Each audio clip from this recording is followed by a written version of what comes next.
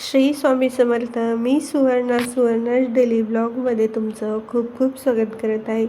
शुभ सकाळ सगळ्यांना. सुंदर दिवसाची सुरुवात स्वामींच्या सेवेपासून आणि दर्शनापासून झालेली आहे. आजच्या ब्लॉगमध्ये तुम्हाला अजून एक रेसिपी पाहायला भेटणार आहे. त्या अगोदर आपल्या चॅनलला कोणी सबस्क्राईब केलं नसेल तर सबस्क्राईब करून घ्या. रेसिपीसाठी लागणारं साहित्य पाहूयात. हळद पावडर आहे, रवा आहे, हिरा बेसन आहे, दही आहे, सॉल्ट आहे, तेल, इनो आणि साखर. काही जणांना अंदाज आलेला असेल साहित्यावरून की काय बनवते, तर रेसिपीचं नाव आहे खमंग ढोकळा. ह्याच्या आधीही 3 वर्षापूर्वी मी ढोकळ्याचा रेसिपीचा व्हिडिओ शेअर केला होता. आमच्या घरात ना सतत ही रेसिपी होत नाही, पण सगळ्यांना खूप जास्त आवडते. 3 वर्ष होऊन गेली ही रेसिपी केल्याच्या नंतर ना आज बनवते. घरामध्ये सगळं साहित्य असलं की बनवायला पण उल्हास येतो आणि काही साहित्य नसलं की मग विकत आणायचं म्हटल्यावरती माणूस कंटाळा करतो. सगळ्यात अगोदरती 1 वाटी आपण बेसन पीठ घेतलेलं आहे, हिरा बेसन, आणि रवा घेतलेला आहे अर्धी वाटी. तर सगळे साहित्य मोजून मापून घेतलेलं आहेत. 1 वाटीला अर्धा कप दही आणि अर्धा कप रवाच घेतलेला आहे. मीठ, साखर आपल्या चवीनुसार. कोणत्याही पद्धतीचा ढोकळा बनवायचा असेल तर त्याला फेटणं खूप जास्त गरजेचं राहतं, कारण की जेवढं तुम्ही जास्त फेटाल तेवढं त्याला स्पॉन्ज जास्त फुटतो. 3 वर्षाच्या नंतरनं ही रेसिपी बनवत होते, त्याच्यामुळे कशी होईल कशी नाही मला पण अंदाज नव्हता, कारण की प्रॅक्टिस मोडली होती. पण एखादी स्त्री जेव्हा किचनमध्ये काम करत असते ना, जर पॉझिटिव्ह वेमध्ये जर तिनं किचनमध्ये स्वयंपाक वगैरे काही बनवते ते चांगलं होतंच. किचनमध्ये काम करत असताना नेहमी पॉझिटिव्ह आणि चांगले विचार घेऊनच जर किचनमध्ये स्वयंपाक करत असताना तुम्ही, तर एकदम छान स्वयंपाक होतो आणि हाताची चवही दुगणीत होते. त्या लेडीच्या हातामध्ये अन्नपूर्णेचा वास राहतो. माझ्याकडून आहे ना स्वयंपाक वगैरे सगळं व्यवस्थित होतंच, चवदारही होतं, टेस्टीही होतं. पण एक गोष्ट आहे ती म्हणजे माझ्याकडून किचन आणि माझे कपडे अंगावरचे ते खूप जास्त घाण होतात. कोणतंही काम करू देत, किचनचे भांडे धुणं असो किंवा स्वयंपाक वगैरे करणं असू देत, सगळं साहित्य मिक्स करून आहे ना 15 मिनटासाठी ठेवलं होतं. तोपर्यंत किचन पुसून वगैरे घेतलं, आवरून घेतलं, भांडे धुवून घेतली. सगळा पसारा आवरून झाल्याच्यानंतर किचनही छान दिसतं आणि करायलाही जोश चांगला येतो. 15 मिनटाच्या नंतर ह्याच्यामध्ये इनो मिक्स करायचं आहे आणि थोडंसं पाणी मिक्स करायचं आहे आणि चांगलं एकाच वेळेमध्ये फेटून घ्यायचं आहे परत एकदा. याच्या अगोदर प्रत्येक वेळेस मी ढोकळा बनवला होता तेव्हा तो कढईमध्ये बनवला होता, पण आज पहिल्यांदा मी कुकरमध्ये बनवते. कसं होईल माहीत नाही, पण म्हटलं वेळ कमी होता तर कुकरमध्येच लावूया. सगळ्यात अगोदर कुकरच्या भांड्याला तेल लावून घेतलं आहे.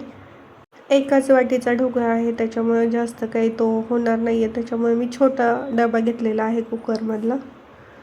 ढोकळा करायच्या किती पद्धती आहेत. रव्याचा पण ढोकळा होता, तांदळाचा पण ढोकळा होता, बेसन पिठाचाही ढोकळा होतो. रवा आणि डाळीचं पिठाचा हा ढोकळा माझा प्रत्येक वेळेस सक्सेस झालेला आहे, पण आता होईल की नाही माहीत नाही, पण ट्राय करते बऱ्याच दिवसानंतर. जशी नेहमी प्रोसेस करत असते तशीच प्रोसेस केलेली आहे. जे ढोकळ्यासाठी बॅटर तयार केलं होतं ते कुकरच्या भांड्यामध्ये ओतून घेतलं आता आणि 15 मिनटासाठी आता कुकरमध्ये लावून देते ह्याला. 5 मिनटं अगोदर कुकर गरम करायला ठेवला होता 1 ग्लास पाणी टाकून. पाणी छान असं गरम होत आलं की मग कुकरच्या भांड्यामध्ये हे ठेवून द्यायचं आहे. ढोकळ्यामध्ये खालचं पाणी वरती येऊ नये म्हणून मी एक वाटी ठेवलेली आहे त्याच्यात. यावेळेस पूर्ण दक्षता घेतली होती की ढोकळा आपला परफेक्ट व्हावं म्हणून. असं नाही आहे की माझा ढोकळा चांगलाच झाला तर मी तुमच्यासोबत व्हिडिओ शेअर करेन. खराब जरी झाला तरी व्हिडिओ शेअर करायचाच असा माझा हेतू होता, कारण चुकातूनच माणूस सुधारत असते. 15 मिनटाच्या नंतर पाहूया त्याचा रिझल्ट काय होईल ते. कुकर गार झाल्याच्या नंतर पाहू शकते आपला ढोकळा तर एकदम परफेक्ट झाला होता, पण तो काढताना माझ्याकडून थोडासा तुटला आहे. थोडासा निब्बार पण झाला होता, स्पॉन्जी झाला नव्हता, मऊ लुसलुशीत झाला नव्हता, पण टेस्टसाठी छान लागत होता. ते काही कमी पडलं माहीत नाही आणि मी छोट्या भांड्यात पण हलवत होते, बहुतेक त्याच्यामुळं पण होऊ शकतं. काही हरकत नाही, पण खराब तर झालं नाही, त्याच्यामुळं मग म्हटलं चला आपण त्याला तडका देऊन घेऊयात. तडक्यासाठी तवा चपात्याचा गरम होता, त्याच्यातच मोहरी टाकून घेतलेली आहे. कढीपत्ता नव्हता त्याच्यामुळे कढीपत्ता स्किप केलेला आहे. हिरव्या मिरच्या 2 भागामध्ये कटिंग करून हिरव्या मिरच्या टाकून घेते. आपण जे रेसिपी वगैरे शिकतो ना ते अधूनमधून ट्राय केल्या पाहिजेत, कारण की आपल्या चुका आपल्याला सुधारता पण येतात आणि कळतात पण. मुलांना, मिस्टरांना कधी-कधी घरातलं पण खाऊन कंटाळा आलेला असतो, तेच-तेच भाजी चपाती. तर असं वेगळं काहीतरी खायला दिलं त्यांनाही बरं वाटतं.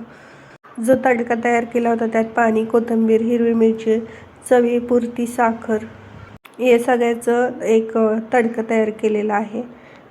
साखर थोडीशी विरघळली की मग आपल्याला सगळा तडका आहे ना ढोकळ्यावरती पसरवून घ्यायचा आहे. दिसायला ढोकळा एकदम परफेक्ट झाला होता. ढोकळा स्पंजी जरी झाला नसला तरी ढोकळ्याला जाळी वगैरे छान फुटली होती. थोडंसं मे बी दही कमी पडला असावा किंवा फेटण्यात कमी झालं असेल, पण अदरवाईज ढोकळ्याची चव वगैरे खूप छान लागत होती. आणि बऱ्याच दिवसानंतर केला होता त्याच्यामुळे एकदम थोड्याशा प्रमाणात केला होता. खूप जास्त असं केलं की मग वस्तू खराब झाली तर मग चांगलंही वाटत नाही आपल्याला. चला तर मग कशी वाटली आजची ढोकळ्याची रेसिपी नक्की कमेंटमध्ये सांगा. तुम्हाला जर परफेक्ट ढोकळा येत असेल त्याची ही रेसिपी मला नक्की सांगा.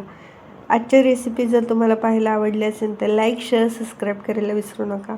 भेटूयात अशाच आणखी छान छान रेसिपीसोबत पुढच्या व्हिडिओमध्ये. तोपर्यंत सर्वांना बाय बाय.